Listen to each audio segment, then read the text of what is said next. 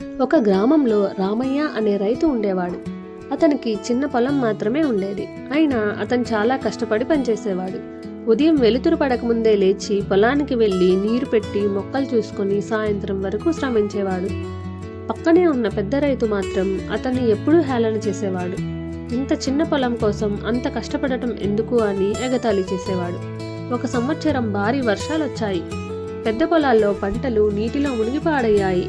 కానీ రామయ్య తన చిన్న పొలాన్ని జాగ్రత్తగా కాపాడి నీటి కాలువలు ముందే తయారు చేశాడు. అందుకే అతని పంట బాగా పండింది. పెద్ద రైతు ఆశ్చర్యపోయి అతని దగ్గరికి వచ్చి, నీ పొలం చిన్నది అయినా ఇలా ఎలా అని అడిగాడు.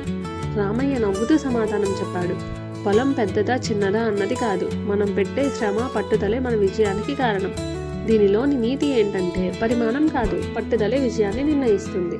కాబట్టి మనం చేస్తున్న పని చిన్నదా పెద్దదా అన్నది కాదు, మనం పెట్టే శ్రమ పట్టుదలే మన విజయాన్ని నిర్ణయిస్తుంది.